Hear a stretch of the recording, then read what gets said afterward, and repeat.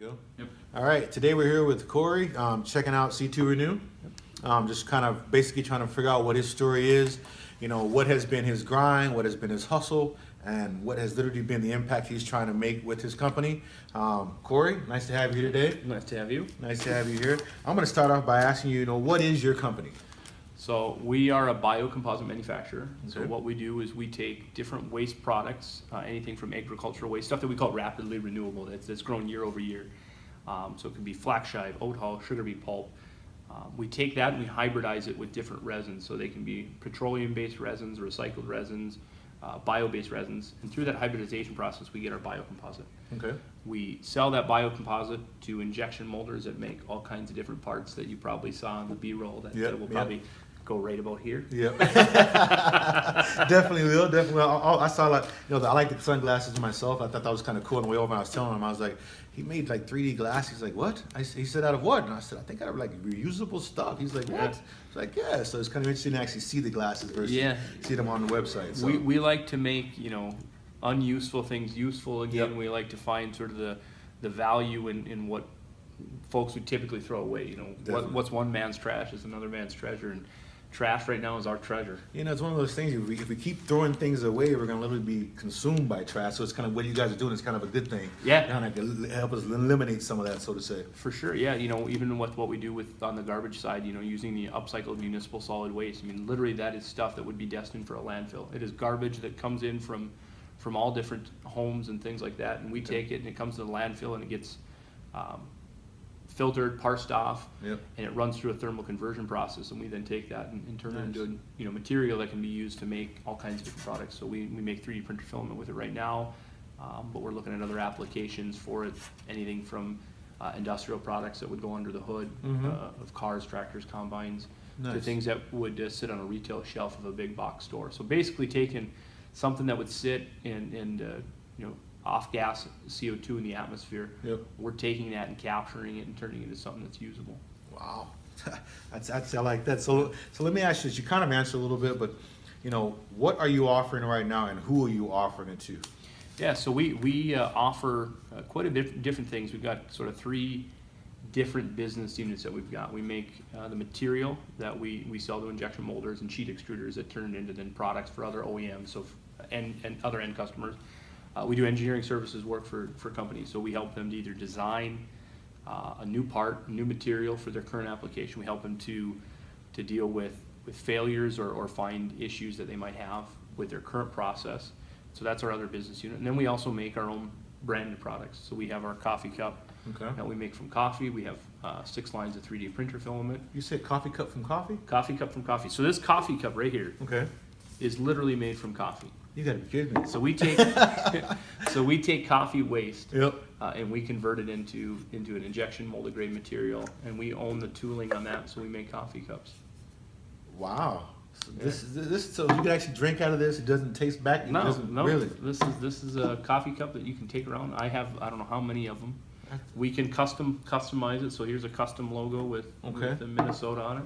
We have the North Dakota one sitting over there. A couple up. We got an NDSU one sitting up on the shelf there. So we work with another vendor of ours that'll do the custom engraving and custom development and design for that. You think this would be going over big with the new age kids, that drink all that coffee, thing like that, but they also want to be saving the world. You think you put these in a couple different coffee shops and they're buying this over the regular coffee cup because that ends up in the landfill and actually becomes some of the stuff you guys make, right? Yeah, so that's kind of the cool thing about what we do is we're sort of a full closed loop system. So we can, even if the stuff that folks, they want to be green, but sometimes we're all guilty. We throw stuff in the garbage. I got 2 kids at home. They throw everything in the garbage. There's no separation. This is garbage. That's recyclable. No, it's not. Yes, it is. So even if it happens, we're only in one city right now, in one municipality right now. But that's not to say that we wouldn't have audacious goals to expand and try convert and turn as much of that garbage into something new and usable. Definitely. Now, let me ask you this question. How did you prove or validate that this is be an actual business? The cool part was my co-founder is an associate professor at NDSU. So this had been his research for years and years. Okay. He got his doctorate in material science Okay. at UAB, so University of Alabama, Birmingham. Mm-hmm. Wanted to start a family, so moved up here with his then fiance at the time. Now then got married. I have he's got 3 kids now, and he wanted to see his research commercialized. Okay. I happened to be working on a project or something else, and I came and toured his lab and said, man, this is really cool. We should like, have you ever thought about commercializing? I said, Yeah. absolutely not. Wouldn't know what to do. Yep. And so we started it from there. Brainstorming, Yeah, trying to and figure it so out. so he had validated out the technology was there. Okay. And so then we went through and we kind of dug in to see, is there folks that would really want this? Can we convert the research that he had done with his research partners into commercial opportunity? Was Okay. it easy? No. I mean, it took some time to transition it from that. And then we continually started to learn new processes to vet out new technology. So we're a big proponent of doing customer interviews. Okay. Like we'll go out and we'll ask hard questions to see, are we solving a problem? Yep. And if we're not, then we know it's not. If people aren't willing to write a check Yep. or dig money out of their pocket, then we're not solving the right You know, problem. everybody has an idea. You Yep. know what I mean? So Yeah. it comes down to who's going to actually implement the idea, get the funding for the idea, and Yeah. create the actual business. So Yep. it's kind of good to see you guys here and see what you're doing here. Yeah. Let me ask you this question: why is now the time for this business to exist? You said it. I mean, we're seeing a lot more where folks are trending. They're becoming more conscious about what they consume and what they throw in, what they reuse and what they throw away. Also, then be mindful of with kids. I have 2 kids of my own. Chad has 3. We only got one planet. You might want to leave it to somebody. We right? we can choose what we're going to do, and so I think now is the time. This is not a technology that's new and novel that hasn't existed before. Yep. It's existed, but I think it existed maybe too early. Yep. There was people researching this. We do it. We have a little bit of a different twist and a different spin on how we do it. Mm-hmm. But I think now is the time where I think a lot of the larger Fortune 100 companies, Fortune 500 companies are realizing, like, look, we need to be socially mindful of what we do and the footprint we leave. Got to cut back the footprint. Right? Exactly, and so that's why I think now is the time. Okay. Okay. First paying customers. Tell us about that. I mean, how did that feel? When did that happen? Getting that first paying customer to give you some money for your idea. It's always good when you get a first paying customer. We're a bit of a different animal than, like, say, a retail customer, or maybe the first paying customer is a family member. Yep. Unfortunately, none of our family members are injection molders. So it was really cool to get that first order. And truthfully, our first order was more engineering related work. Okay. So we built off of the fact that, look, we've got knowledgeable folks that understand how this stuff works, Yep. and we were able to bring in that and then spur that into more material manufacturing. But it's always awesome to get, it's always cool to get a first customer. It's always Yep. cool to get the next biggest check. Yep. It's always cool to get the next biggest project. I mean, that's maybe the thrill of it, but it's not always, I'm sure you got questions further down the line, it's not always the sexy parts that you remember either. Yep. Though. Exactly. If you weren't building this, what would you be doing? I'd still be doing something related to this. I had early in my career, I wasn't an entrepreneur right out of the gate. Then when I went to work at a company, and then as I look back, and you kind of sort of look back and say, what did I do when I was an employee? I was a really shitty employee. Like, truth be told, like, it wasn't that I didn't do the work. Yep. It was just, You figured you'd do what the boss does? Better, maybe? Yeah, and Yep. the hard part was, like, I wanted to always push myself Mhm. to try and excel. And I think, and obviously when you're an employee, there's a pecking order. Mhm. And no fault of the folks that hired me or anything like that. I mean, the great people still talk to them today. But one thing that resonated with me when I was doing my internship, I really wanted to grow and excel and move and learn everything I could. Just Yep. be an absolute learner of everything. Sponge, soak it all up. And one of the guys, I was taking on a project and I made a mistake, a big mistake, and he got really upset and he said, "Look, you just don't know what you don't know." Mhm. And I said, and I looked at him and said, "That's why I want to do it, because I want to know." Yep. And so that's where, like, I wouldn't be doing anything else but because Yep. it's Something along these it's lines. not that I think I have the right answers or all the answers. I don't. Yep. I just want to learn and figure it out and try something new. Well, entrepreneur, right? Yeah. That's what it is, entrepreneur. So you said you got some traction. Yep. What's been the exciting and nerve-wracking part about getting that traction to date? Growth is always exciting and nerve-wracking all at the same time. The faster you grow, it's great. You're bringing on new business. You're Yep. getting bigger, but at the same time, the expenses get just as big, and they get just as large, and one thing you just always want to be mindful of is you don't want to get your head over your skis and get yourself in trouble from that perspective. So it's both exhilarating and nerve-wracking at the same time, and you have to find a balance between the two. Yep, definitely. I definitely have to agree with that. Being an entrepreneur myself, it seems like when you have a great idea and you're trying to turn it into something, every little step is exciting but nerve-wracking at the same time. Oh yeah. You know what I mean? It's hand in hand. If it was easy, everybody would do it.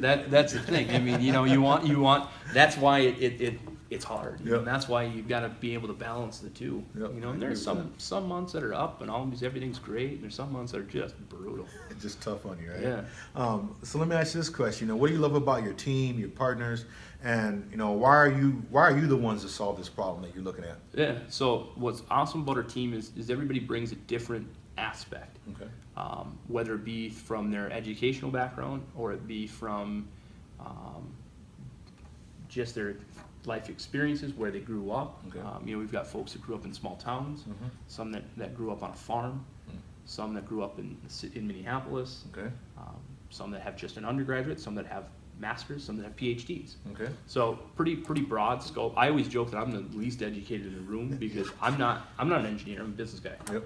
I only have a business degree. These guys have masters and PhDs. Well, so I lean to them. Yep. I always look. I don't want to be the smartest one in the room. Yep. Like there's people that have way smarter than I am. Yep. I'm just lucky enough to hopefully know them and maybe be friends with them. And figure that stuff out. Yeah. Why our team? I mean, they're not afraid to try. Good. They're not afraid to get out and put new opportunities out there, try the new opportunities, and if they fail, they fail. Yep. And what my job is with Chad is like we're going to give them the ability to fail. Like we're not going to be mad if something doesn't go right. Yep. And that's why I think our team is successful, because we have the ability and we're okay to fail. It sounds like the perfect team. I mean, Yeah. range from here to there, it kind of let you guys try a little bit of everything to see what's going to work, right? Yeah, exactly. Okay. How do you guys measure your success? What are your metrics to that? I could say the real technical answer. We have KPIs that we measure our key performance indicators. So we have easy measurable things. Or just lights stay on, right? Yeah, exactly. Well, truthfully, in a startup, you run as fast as you can and ensure that you've got enough. I joke that I'm the train conductor. So my job is to make sure the trains stay on the tracks and they go off on time. Yep. You don't want the train to go off the rails. And look what happens. So that's where, how do you measure it? Are you succeeding in what you set out to do? When a mission is a good mission to have and setting forth, and are you executing on the mission? Are you sticking true to what you wanted to do? Yep. Again, are we gonna always nail it 100% of the time? No. I mean, and we have to be sort of self-aware too to know that we're not perfect in everything we do, and we're okay to Okay to fail every now and then. Yeah, exactly. Okay to fail every now and then. My mom always told me, boy, if you ain't trying, you ain't failing. So at least go out there and try. And if you fail, you fail, but at least try. So. My mindset is, and I tell my kids this time and again, like you'll learn more from a failure. If you're always successful, you just assume that's always how it's gonna be. If you don't fail and you don't sort of go back and say, why did I fail?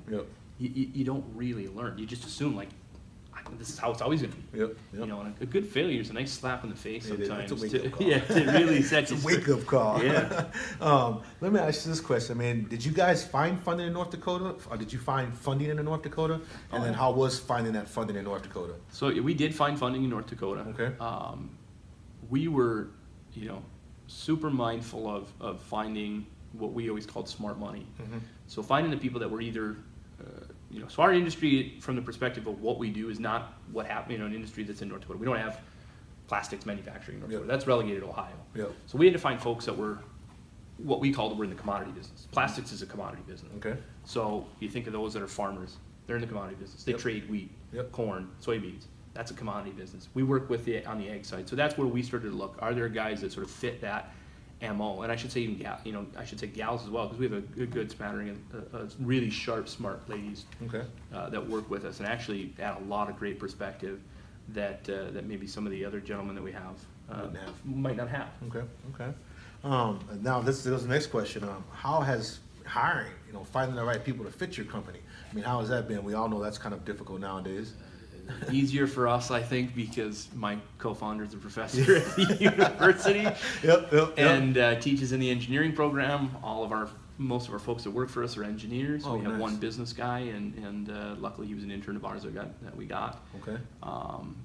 So really for us, it's been a matter of finding the right fit, bringing him through our intern program. Yep. So we started with one employee and one contractor. Okay.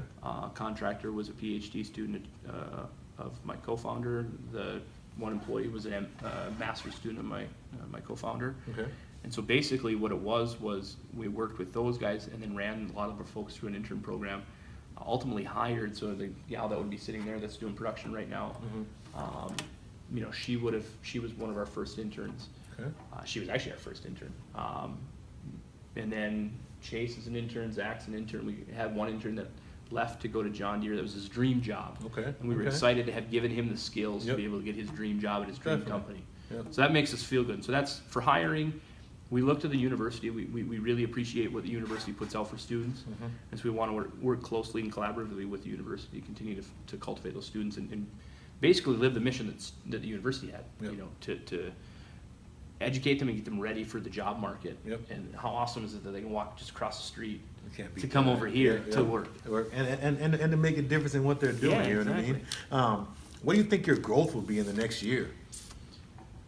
Man, I don't have a crystal ball. I wish I could tell you. I mean, you have an idea, right? Your Yeah. performance says this, but what? Yeah. I mean, and So- what is? Where do you think you'll be in the next year? Right now what we're looking at is we expanded our manufacturing footprint. We added another 4,500 square feet Nice. to our manufacturing footprint. We broke ground on a new facility down south in Georgia. Nice. So we're co-locating a facility down there. We're looking to expand with some other partners to expand our capabilities jointly with those guys. As far as a dollar amount, I couldn't tell you. Yep. Because it could go any direction. But Yep. but from a perspective of growth and adding capacity, we're certainly doing that. We're scaling it up. We had 4 interns that are starting this week. Nice. So Nice. so we're adding a head count and kind of moving the needle on that one. Okay. So as long as basically, let's just say the growth is moving the needle. The growth is moving the needle. Yep. Again, it's a matter of, like I said, keeping the train on the tracks. Yep. The big thing.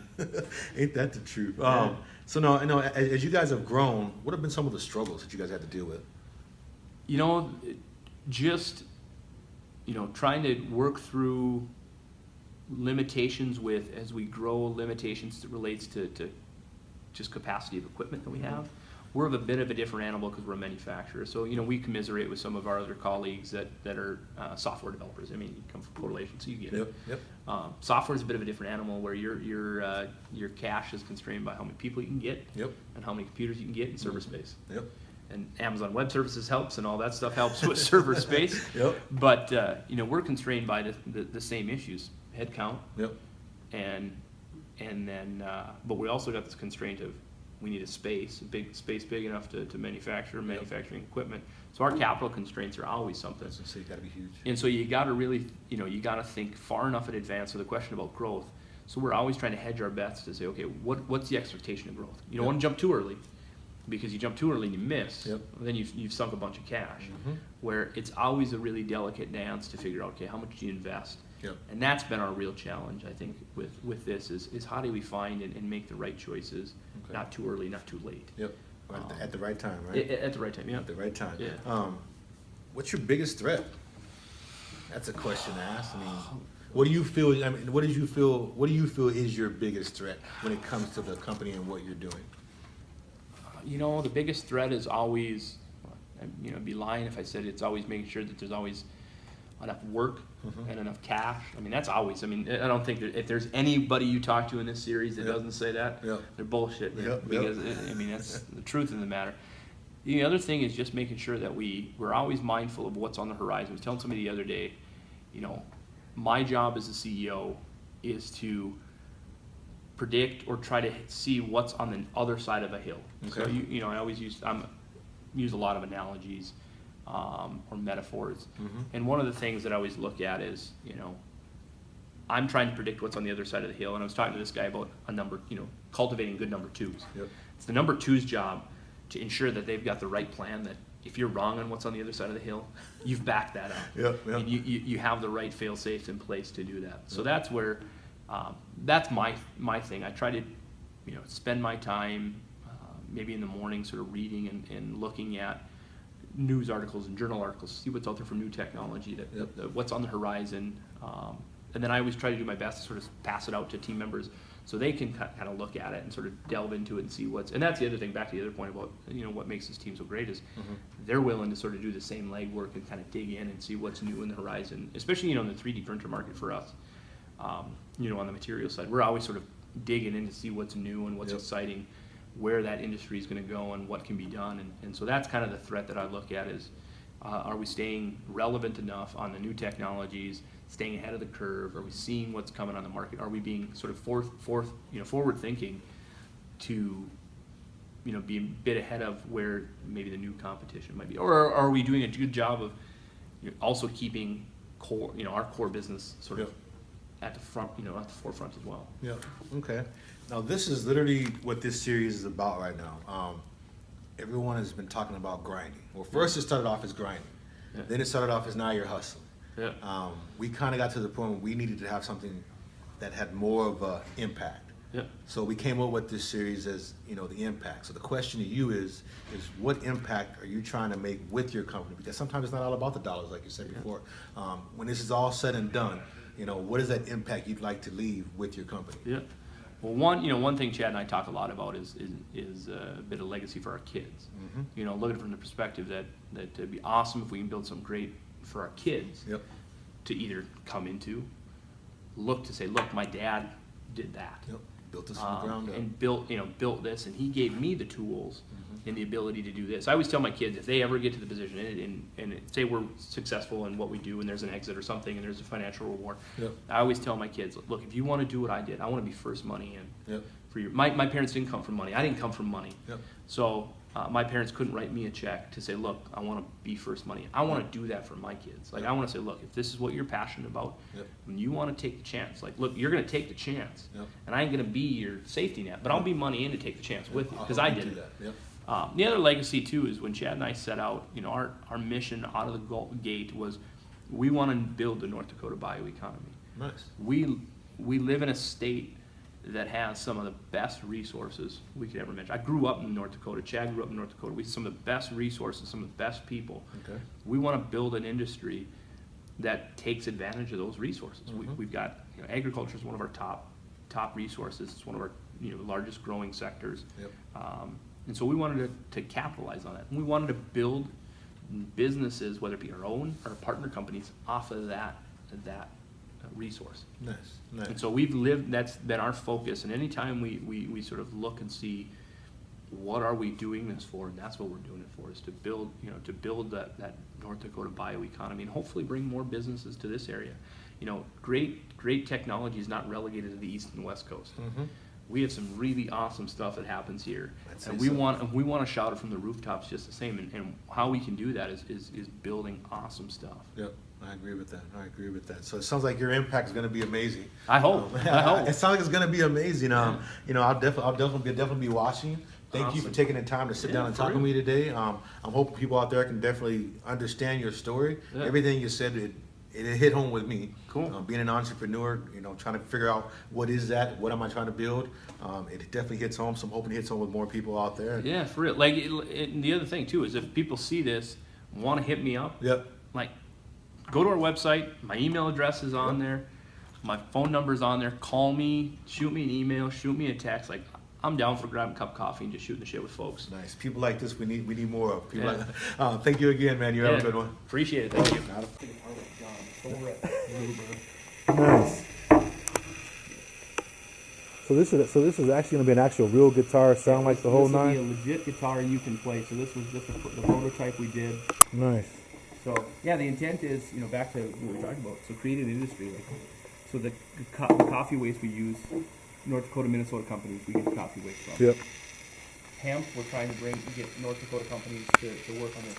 We source this from Canada and Kentucky. North Dakota company we work with that makes this. There's a brother and sister that grew up in North Dakota that make these. They're in Detroit now. Nice. We get our beer waste from a company that processes on the north of or on the other side of the river. You know, coffee, same deal. Source. All of our 3D printer film that we make with another company in Fargo. Yeah. So we're trying to keep, and you know, live that mission of building a North Dakota economy. So having more folks do more work here. Yeah. In North Dakota, whether it's Fargo, whether it's Wapaton, whether it's Grand Forks, whether it's Bismarck, Minot. Just more helping in North Dakota. We want North Dakota, even though we're a small state. Yeah. We think we can do a lot of big things. I'd agree with that. I definitely.